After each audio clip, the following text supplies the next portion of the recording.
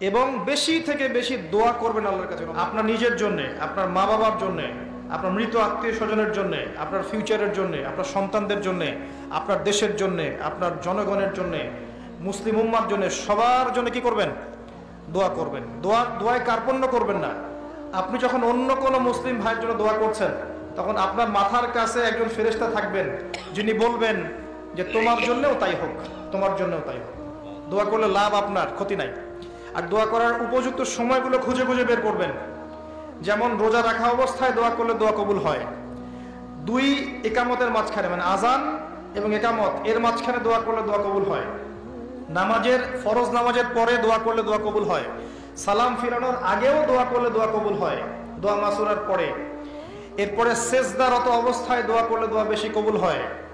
শেষ রাতে দোয়া করলে দোয়া কবুল হয়। বৃষ্টি পড়ছে, এই সময় দোয়া করলে দোয়া কবুল হয়। একটু দান সাদাকা করেছেন, ভালো কাজ করেছেন, এখন হাত তুলে দোয়া করেন, দোয়া কবুল হয়। ওযু করেছেন, এখন হাত তুলে দোয়া করেন, দোয়া কবুল হয়। অনেক জায়গা আছে দোয়া কবুলের, খুঁজে খুঁজে বের করে দোয়া করতে থাকে। দোয়া চাইতে হবে কেন? নিজের দোয়া নিজে করুন। দোয়া চাওয়া ভালো কাজ, এটা কোনো খারাপ কিছু না, কিন্তু নিজের দোয়া নিজে করতে শেখেন। আপনার যা প্রয়োজন আমি কি বুঝতে পারবো? আপনি যদি বলেন ভাই দোয়া করেন, বলতে পারি বারাকাল্লাহ ফিক, কিন্তু আপনার কি কি দরকার, আপনার মূল চাহিদা কি কি, আপনাকে নিজের ভাষা আল্লাহর কাছে বলতে হবে। যদি আপনি কোনো মতে আরবিও না জানেন, আরবির কিছুই জানেন না, আমি বলবো আপনি প্রয়োজনে বাংলাতেই আল্লাহর কাছে দোয়া করেন। আল্লাহ পাক সব ভাষা বুঝবেন ইনশাআল্লাহ। আল্লাহ পাক কি সব ভাষা বুঝবেন না? ইনশাআল্লাহ। বেশি বেশি দোয়া করবেন। 5 ওয়াক্ত নামাজ জামাতে পড়তে হবে, প্রথম টার্গেট। করা যাবে ইনশাআল্লাহ? 5 ওয়াক্ত নামাজ জামাতে পড়বো। সরকার বাধা দিবে? প্রশাসন বাধা দিবে? আপনার পরাশক্তির আপনাকে বোম মারবে? কিচ্ছু হবে না। আপনি আপনার দিন পালন করবেন। লাকুম দীনুকুম ওয়ালিয়া দিন, তোমাদের দিন তোমাদের, আমার দিন আমার। আপনি 5 ওয়াক্ত সালাত মসজিদে পড়ার চেষ্টা করবেন ইনশাআল্লাহ তাআলা। আর নামাজ পড়বেন রাসূল সাল্লাল্লাহু আলাইহি ওয়াসাল্লামের তরিকা মোতাবেক, তাড়াহুড়া করে 3G 4G নামাজ না, রিল্যাক্সে নামাজ পড়বেন। ঠিক আছে ইনশাআল্লাহ? কি করবেন? বেশি থেকে বেশি আল্লাহর জিকির করবেন। সুবহানাল্লাহ, আলহামদুলিল্লাহ, লা ইলাহা ইল্লাল্লাহ, আল্লাহু আকবার, সুবহানাল্লাহি ওয়া বিহামদিহি, সুবহানাল্লাহিল আযীম, লা ইলাহা ইল্লাল্লাহ ওয়াহদাহু লা শারীকা লাহ, লাহুল মুলকু ওয়া লাহুল হামদু ওয়া হুয়া আলা কুল্লি শাইইন কাদির, লা হাওলা ওয়া লা কুওয়াতা ইল্লা বিল্লাহ ইত্যাদি। যত জিকির আছে বেশি থেকে বেশি করবেন। মানুষের সাথে কথা কম বলবেন। অহেতুক চায়ের দোকানে আড্ডা পিটাবেন না, অহেতুক পাবজি নিয়ে পড়ে থাকবেন না, অহেতুক ফেসবুকে স্ক্রল করে সময় নষ্ট করবেন না, অহেতুক ইউটিউবে পড়ে থাকবেন না। আপনি জিকিরে সময় দিবেন, যায় নামাজে বসে থাকবেন, জিকিরে সময় দিবেন। আল্লাহ পাক তৌফিক দান করুন। কম খাবেন। আমি বরাবরই বলি যে এই খাওয়ার যে ব্যাপারগুলো আছে, এখানে আমরা যারা দাবি করি যে ইসলাম আমরা প্রচার করছি, জনগণের মাঝে ঢুকাই দিচ্ছি, তাদের অনেকের মাঝেই দেখবেন খাওয়ার সুন্নত নাই। কথা বুঝতে পারছেন না? বড় বড় কথা বলার পরে খাওয়ার টেবিলে খালি বসায় দেন, দেখবেন সব শেষ, 7 পেট খেয়ে শেষ করে ফেলছে। খাওয়ার সুন্নত ওই কোরআনে আছে, হাদিসে আছে, প্র্যাকটিক্যালি নেই। নবীজি কি বলেছেন? খেতে হলে, যদি খেতেই হয় তাহলে 1 ভাগ, পেটের 1 ভাগ, আরেক ভাগ পানি, আরেক ভাগ ফাঁকা। এভাবে কয়জন খাই একটু বলেন, হাত তোলেন তো দেখি।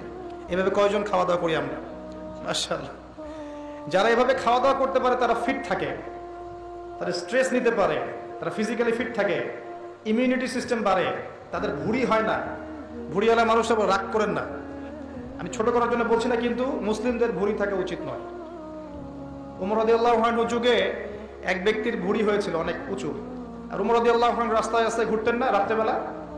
তিনি দেখলেন একজন ভুঁড়িওয়ালা ব্যক্তি আসে, তিনি লাঠি দিয়ে গুতা দিয়ে বলেছিলেন যে মা হ্যাঁ এটা কি? সে বলেছিল যে বারাকাতুম মিন ইনদিল্লাহ, আল্লাহর বরকত এটা। তখন উমর ইবনে খাত্তাব বলেছেন যে এটা বাল আযাব মিন ইনদিল্লাহ, বরং এটা আল্লাহর আযাব, আল্লাহর শাস্তি। এটা হয়ে গেলে তুমি তো নামাজে মনোযোগী হতে পারবে না, অলস হয়ে যাবে। আর আখিরুজ জামান, শেষ জামানার হাদিসগুলোর মধ্যে একটা হাদিস আমি পেয়েছিলাম যে শেষ জামানায় 1 শ্রেণীর মানুষ বের হবে যারা খুব মেদ ভুঁড়িওয়ালা হবে, ঠেস দিয়ে বসে থাকবে আয়েশ করে, আর বলবে আমি কোরআন মানি, হাদিস মানি না। কথা বুঝতে পারছেন? সব লেখা আছে, নবী সাল্লাল্লাহু আলাইহি ওয়াসাল্লামকে সব দেখানো হয়েছে, একদম নিখুঁত ভাবে তিনি সব ব্যাখ্যা করে গেছেন। সুবহানাল্লাহ। ঈসা আলাইহিস সালাম যখন আসবেন, তার যে চুল থেকে টপ টপ করে পানি পড়তে থাকবে, এটাও হাদিসে এসেছে। আর কি জানতে চান? এই যে মাসিহুদ দাজ্জালের কথা বলা হয়, এই দাজ্জালকে যেখানে হত্যা করা হবে সেই জায়গাটাও হাদিসে লেখা আছে, এটা বাবে লুদ নামক জায়গা। বাবে লুদ, এটা ফিলিস্তিনের মধ্যে আছে। কি চাচ্ছেন সব লেখা আছে। এটাই ইসলাম, যেখানে প্রতিটা বিষয়ের সমাধান আছে, খুঁটিনাটি সবকিছু আছে। আমরা অমুসলিম ভাই বোনদেরকে অনুরোধ করব, জীবনটাকে নিয়ে ভাবুন এবং কোরআন সুন্নাহকে একবার নিরপেক্ষভাবে পড়াশোনা করেন। এরপর যদি আপনার মনে হয় মন থেকে হ্যাঁ কোরআন এবং সুন্নাহে সবকিছুর সমাধান আছে, নিঃসন্দেহে এটা এক আল্লাহর পক্ষ থেকে মনোনীত দিন, আর দেরি করবেন না, ইসলাম কবুল করে ফেলুন। আল্লাহ পাক তৌফিক দান। বলা যায় না তাদের দ্বারা আল্লাহ পাক আমাদের চেয়ে অনেক বেশি খেদমত নিতে পারেন। আল্লাহ পাক এটা বলেছেন, ওয়া ইন তাতাওয়াল্লাউ, হে মুসলিমরা তোমরা যদি মুখ ফিরিয়ে নাও, আল্লাহর দায়িত্ব পালন না করো, আমানতের খেয়ানত করো, ইস্তাবদিল কওমান গায়রাকুম, আল্লাহ পাক অন্য কওমকে তোমাদের জায়গায় নিয়ে আসবেন, সুম্মা লা ইয়াকুনু আমসালাকুম, তারা তোমাদের মতো অপদার্থ হবে না। আসুন রমজান একটু কম খাওয়ার অভ্যাস করে, সেহরিতে কম, ইফতারেও কম। এমন ভাবে খাবেন না যে মনে হচ্ছে এটা আপনার জীবনের শেষ খাওয়া, এইভাবে খাবেন। নবী করিম সাল্লাল্লাহু আলাইহি ওয়াসাল্লাম বদদুয়া করেছিলেন, প্লেগ, বসন্ত, গায়ে পচন ধরার মধ্য দিয়ে লোকের মৃত্যু হয়েছে। আরেকজন ব্যক্তি ছিল যার নাম উতাইবা, এই আবুল আহাবেরই ছেলে। একদিন নবী সাল্লাল্লাহু আলাইহি ওয়াসাল্লামকে সে গিয়ে বলছে, ওয়ান নাজমি ইযা হাওয়া, এই সূরার এই প্রথম দিকের আয়াতগুলো আমি বিশ্বাস করি না। এক পর্যায়ে নবী সাল্লাল্লাহু আলাইহি ওয়াসাল্লামের সাথে বাকবিতণ্ডা করতে লাগলো। আমাদের নবী যদি তর্ক করতেন না, স্বল্পভাষী, মিষ্টিভাষী, নরম মানুষ ছিলেন, তর্ক করতেন না, নিজে কাউকে কখনো একটা থাপ্পড়ও দেননি, এমন মানুষ ছিলেন। তো সেই মানুষটাকে সে মুখে থুতু নিক্ষেপ করেছিল, তবে এই থুতুটা তার মুখ পর্যন্ত পৌঁছে নাই, আল্লাহ পাক পৌঁছাতে দেননি। আরো কষ্ট দেওয়ার জন্য তার জামা টানা হেঁচড়া করছিল। আর রাহিকুল মাখতুম বইয়ের মধ্যেই আছে, পড়ে দেখবেন। আল্লামা সফিউর রহমান মোবারকপুরি রাহিমাহুল্লাহ রচিত আর রাহিকুল মাখতুম, যেটা 1187টা বা 85টা বইয়ের মধ্যে ফার্স্ট প্রাইজ পেয়েছে, প্রথম স্থান অধিকার করেছে এই বই, এখানেই লেখা আছে। তো নবী সাল্লাল্লাহু আলাইহি ওয়াসাল্লাম কষ্ট পেয়েছিলেন, কষ্টে তখন তিনি বলেছেন আল্লাহর কাছে, ওই মুহূর্তে বলেছেন, আল্লাহ আমাকে কষ্ট দিয়েছে, আমার মুখে থুতু নিক্ষেপ করতে চেয়েছে, আমার পোশাক ছিঁড়ে ফেলেছে, আল্লাহ তুমি তোমার জাহান্নামের কুকুরের মধ্যে একটা কুকুরকে দিয়ে খাইয়ে দিও। এই ব্যক্তি সিরিয়ায় গিয়েছিল ব্যবসা করতে, হঠাৎ করে রাত্রেবেলা দেখে চারপাশে বাঘ। আর এগুলো কোনো গাল গল্প নয়, হঠাৎ করে বাঘ চারপাশে। সে বলছে আমি মারা যাব। তার সঙ্গী সাথীরা বলছে যে আমরা তো এখানে আছি, কোনো সমস্যা নেই, আমরা তো কিছু দেখতে পাচ্ছি না। সে বলছে না, আমি যা দেখতে পাচ্ছি তোমরা দেখতে পাচ্ছ না। রাতের অন্ধকারে ঠিকই একটা বাঘ এসে তার গলা গর্দান ছিঁড়ে নিয়ে চলে গেছে। ওই যে বদদুয়া নবী সাল্লাল্লাহু আলাইহি ওয়াসাল্লামের এই যে ফল। আরেকদিন নবী সাল্লাল্লাহু আলাইহি ওয়াসাল্লাম নামাজ পড়ছেন কাবার হাতিমে, সেজদা দিয়েছেন। উকবা বিন আবি মুঈত, একজন কাফের, ওই যে উটের, বড় উটের ঘটনা জানেন না, উটের নাড়ি ভুড়ি নিয়ে এসে তার গর্দানে গলায় চাপিয়ে দিল, আর পা দিয়ে নবী সাল্লাল্লাহু আলাইহি ওয়াসাল্লামের গালটাকে ঠাসা দিয়েছিল, যাতে প্রায় তার চোখ বের হয়ে আসতেছে এমন একটা অবস্থা। যদি কাউকে এভাবে চাপ দেওয়া হয় খুব জোরে, চোখটা লাল হয়ে যাবে না? এইভাবে স্পষ্ট লেখা আছে সিরাতের গ্রন্থগুলোতে। নবী সাল্লাল্লাহু আলাইহি ওয়াসাল্লামকে এই অবস্থা থেকে উদ্ধার করলেন তার মেয়ে ফাতিমা রাদিয়াল্লাহু আনহা।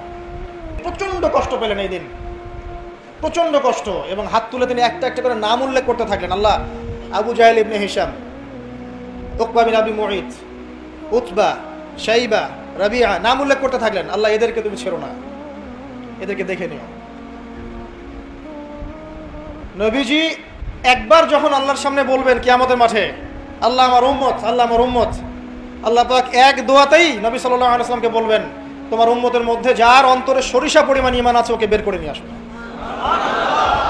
সেই মানুষ যদি বদদুয়া করে নাম ধরে, তাদের কি অবস্থা হবে এবার চিন্তা করেন। সেই মানুষের শান, তার মর্যাদা, তার চরিত্র নিয়ে কেউ যদি কথা বলে, কটূক্তি করে, তার অবস্থা পরকালে কি হবে চিন্তা করেন। দুনিয়াতে হয়তো কিছু হবে না, হয়তো পার পেয়ে যাবে, এই দুনিয়াটা চূড়ান্ত ফলাফলের জায়গা নয়।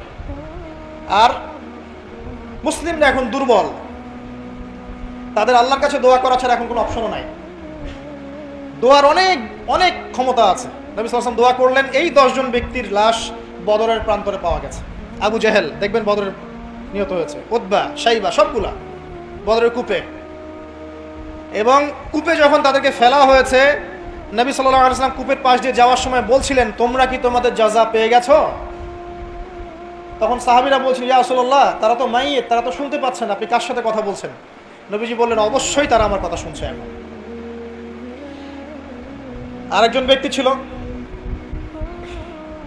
যে নবী সাল্লাল্লাহু আলাইহি ওয়াসাল্লামকে নিয়ে এই কবিতা, গল্প, এই যে নৃত্য, মেয়েদেরকে নাচাতো, এসব তৈরি করতো, মক্কা ছড়াতো। তার নাম আশনাক বিন শারিক। একটু বৃদ্ধ লোক ছিল, বুদ্ধিজীবী টাইপের আর কি, খুব পণ্ডিত। তো এই কাজ করতে থাকতো। নবী করিম সাল্লাল্লাহু আলাইহি ওয়াসাল্লাম বদদুয়া করেছিলেন, প্লেগ, বসন্ত, গায়ে পচন ধরার মধ্য দিয়ে লোকের মৃত্যু হয়েছে। আল্লাহ পাক আমাদের সবাইকে বোঝার তৌফিক দান করুন। যুব সমাজ শাহরুখ খানের নাম জানে, খুবাইব রাদিয়াল্লাহু আনহু নাম জানে না, যাকে মক্কার সবার সামনে, একটা গাছের নিচে মক্কার সবার সামনে শুলদণ্ড দিয়ে হত্যা করা হলো। শুলদণ্ড মানে পিছনের রাস্তা দিয়ে কিছু একটা লোহার দণ্ড প্রবেশ করিয়ে মাথা দিয়ে বের করে দেওয়া। এই দণ্ড দিয়ে তাকে হত্যা করা হয়েছে। হত্যা করার আগে তাকে বলা হয়েছে তুমি কি চাও? সে বলেছে আমি 2 রাকাত নামাজ পড়তে চাই। এবং নামাজটাকে সংক্ষিপ্ত করেছে। সংক্ষিপ্ত করে সে হাত তুলে আল্লাহর কাছে দোয়া করেছিল, আল্লাহ, উপস্থিত যারা আছে এদের একটাকেও তুমি ছেড়ো না। ওয়াকতুলহুম বাতাদা, তাদের সবাইকে তুমি সবগুলাকে এক জায়গায় করে হত্যা করো। দেখা গেছে ওই সবার লাশ বদরের কূপে পড়েছিল। বদরের পরেও যে যুদ্ধগুলো হয়েছে এগুলোতে এরা মারা গেছে। বদরের পরে যে যুদ্ধগুলো হয়েছে এরপরে এগুলো মারা গেছে। আসলে ঘটনাটা বদরের পরেই সম্ভবত। যাই হোক, আমি যেটা বলতে চাচ্ছি, খুবাইব রাদিয়াল্লাহু আনহুকে তখন অপশন দেওয়া হয়েছিল যে তোমার জায়গায় যদি মুহাম্মদ সাল্লাল্লাহু আলাইহি ওয়াসাল্লামকে হত্যা করি তুমি কি নিষ্কৃতি নিবে? সে তখন বলেছিল রাদিয়াল্লাহু আনহু যে আমার জায়গায় মুহাম্মদ সাল্লাল্লাহু আলাইহি ওয়াসাল্লামের একটা চুলকেও যদি আঘাতপ্রাপ্ত করা হয় আমি সেটাও বরদাস্ত করব না। এবং তিনি তখন একটা কবিতা আবৃত্তি করেছিলেন, বিভিন্ন কিতাবের মধ্যে কবিতাটা আছে, ওয়ালাস্তু বালি হিনা উক্তালু মুসলিমান, আমি কোনো পরোয়াই করি না যখন আমাকে মুসলিম হিসেবে মৃত্যু দেওয়া হচ্ছে। আলাই জামিন কানা লিল্লাহি মাসরাই, যে পাশেই আমাকে পাশ ফেরানো হোক না কেন এই পাশ আল্লাহর জন্যই। ওয়াযালিকা লিলাহ ওয়া ইয়াশা, তিনি এমন একজন ইলাহ যিনি চাইলে ইউবারিক আলা ফি কুল্লি শিলইন মুমাজ্জা, তিনি আমার দেহের প্রত্যেকটা হাড় এবং গোশতের টুকরায় বারাকা দিতে পারেন। তাকে এভাবে শহীদ করা হয়। তো তাই এই 10 জনকে ট্র্যাপে ফেলে হত্যা করা হয়েছিল। খুবাইব রাদিয়াল্লাহু আনহু তাদের মধ্যে একজন। খেয়াল করে দেখেন, নবী সাল্লাল্লাহু আলাইহি ওয়াসাল্লাম এই ঘটনার পরে 1 থেকে 1.5 মাস তিনি টানা বদদুয়া করেছেন এই কওমকে যেন আল্লাহ পাক ধ্বংস করে। ঠিক আরেকটা ঘটনা এর কয়েক মাস পরে ঘটে যায়, এর নাম বীরে মাউনার ঘটনা। বীরে মাউনা একটা জায়গার নাম, যেখানে একইভাবে দিন শেখার কথা বলে দায়ীদেরকে ডেকে নিয়ে এসে 70 জন দায়ীকে একসাথে হত্যা করা হয়েছে চাপে ফেলে। এই জিনিসগুলো হিস্ট্রির কথা মনে করিয়ে দেয় আমাদেরকে। ইসলামের ইতিহাস পড়ে দেখেন, মঙ্গলরা, ওইদিকে রোমকরা, বাইজেন্টাইনরা বিভিন্ন সময় মুসলিমদেরকে এভাবে ট্র্যাপে ফেলে হত্যা করেছে। মসজিদে ঢুকিয়ে চারদিক থেকে মসজিদকে পুড়িয়ে দিয়েছে, আগুন দিয়ে দিয়েছে। এরকম অনেক ঘটনা ঘটেছে ইতিহাসে। আব্বাসীয় খেলাফতের সময় মঙ্গলরা যখন আক্রমণ করেছিল মাত্র 40 দিনের ব্যবধানে 10 থেকে 20 লক্ষ মানুষকে হত্যা করেছে, সবাই মুসলিম। একটা কথা মনে পড়ে যায় ঘটনাটা বলতে গেলেই, ওই সময় আব্বাসীয় খেলাফতের যে মানে আমির ছিলেন বা খলিফা ছিলেন, তারা মোটামুটি দুনিয়া পূজারী হয়ে গিয়েছিলেন আর কি। দুনিয়ার যে মোহ তাদের মধ্যে ঢুকে গিয়েছিল। ধন সম্পদ জমা করে করে এক একজন স্তূপ করেছিল আর কি। তো মঙ্গল যে কমান্ডার ছিল, যে হত্যা করেছে, সে আব্বাসীয় খলিফাকে তখন হেস্টে নিয়ে এসে বলছে কি চাও?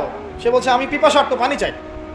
ওকে কারাগারে নিয়ে গিয়ে ওর মুখটা দুজন মিলে খুলে দুজন দুদিক থেকে ধরে সোনার কয়েন ঢালা হয়েছে গলার মধ্যে। বলছে খাও, এগুলো পান করো। ওই মঙ্গল কমান্ডার, যে মঙ্গল, ওই যে হালাকু খান নাম শুনেছেন, চেঙ্গিস খা হালাক, ওদের বংশধর, সে বলছিল যে এই যে ধন সম্পদগুলো তোমরা জমা করেছিলে, মুসলিমদেরকে বলছে, মুসলিম খলিফাকে, এই ধন সম্পদগুলো তোমরা যে জমা করেছিলে এগুলো যদি নিজেরা জমা না করে তোমাদের জনগণের কল্যাণে ব্যয় করতে, তারা আজকে তোমার পক্ষে যুদ্ধ করতো। এখন এগুলো খাও, পানি নাই। তো মঙ্গল কমান্ডারের কাছে শিক্ষণীয় বিষয় আছে না? বই আর রাহিকুল মাখতুম ফয়জুল কালাম, যারাই এটা চাইবেন ইনশাআল্লাহ তাআলা আমরা এটাকে ফ্রি অফ কস্ট আপনাদের কাছে পৌঁছে দেব ইনশাআল্লাহ। ইনশাআল্লাহ পাঠানোর 1 মাস পরে আমরা এই 2টা বইয়ের উপর এক্সাম নিব আপনাদের কাছে।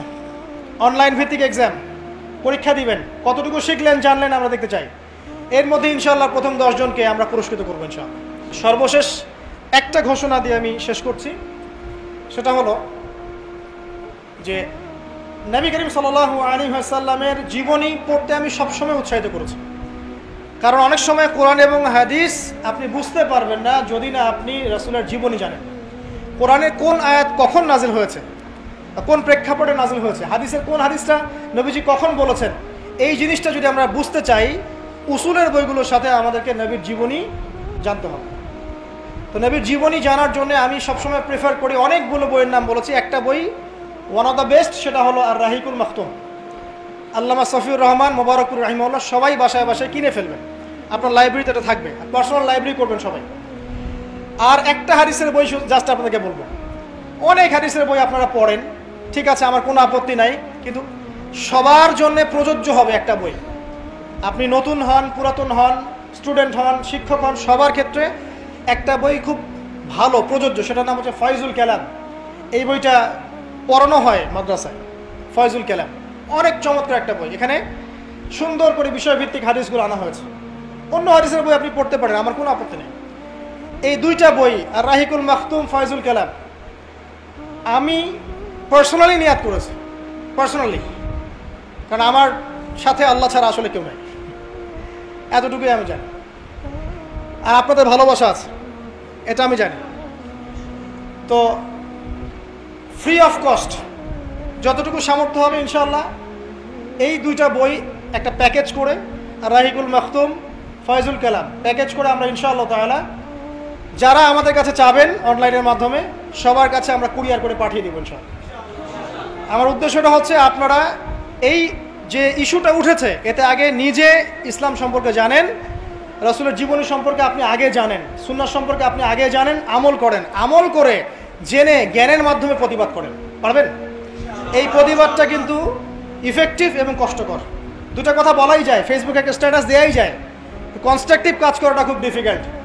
যতক্ষণ আমরা নিজেরা এগুলো শিখে না আমল করবো ততক্ষণ আসলে এগুলোতে কোনো ফলাফল নাই। আল্লাহ পাক আমাদেরকে বোঝার তৌফিক দান করুন। যারাই এটা চাইবেন ইনশাআল্লাহ তাআলা আমরা এটাকে ফ্রি অফ কস্ট আপনাদের কাছে পৌঁছে দেবো ইনশাআল্লাহ। টাকা দিবে কে? আমি বলি এত টাকা আপনি পাচ্ছেন কোথায়? আমার কোনো টাকা নেই, টাকা আপনারা দিবেন, একটা ফান্ড করা হবে, যারা এই প্রজেক্টটা ডোনেশন পাঠাতে চান সেখানে ডোনেশন পাঠাবেন, আপনাদের টাকা দিয়ে বই কিনে আমি মানুষকে দিয়ে দেবো। প্রজেক্টটা খারাপ? সুন্দর। যারা চাবেন দেশের যে কোনো জায়গায় আমরা পাঠাবো, তবে 1 মাস পরে ইনশাআল্লাহ, পাঠানোর 1 মাস পরে আমরা এই দুইটা বইয়ের উপর এক্সাম নিব আপনাদের কাছে, অনলাইন ভিত্তিক এক্সাম, পরীক্ষা দিবেন, কতটুকু শিখলেন জানলেন আমরা দেখতে চাই। এর মধ্যে ইনশাআল্লাহ প্রথম 10 জনকে আমরা পুরস্কৃত করবো ইনশাআল্লাহ, সার্টিফাইড করবো ইনশাআল্লাহ তাআলা। আল্লাহ পাক আমাদের সবাইকে, আল্লাহ পাক এই প্রজেক্টটা কবুল করুন এবং যুবকদের মাঝে, যুবতীদের মাঝে, সবার মাঝে নবীর জীবনী পৌঁছে দেওয়ার তৌফিক দান করুন, হাদিস পৌঁছে দেওয়ার তৌফিক দান করুন, এবং তারা যেন এগুলোর উপর আমল করে সমাজটাকে পরিবর্তন করে, নিজে পরিবর্তিত হয় এবং পবিত্র মানুষের আদর্শ ধারণ করে নিজেরাও পবিত্র হতে পারে, এই তৌফিক আল্লাহ পাক আমাদের সবাইকে দান।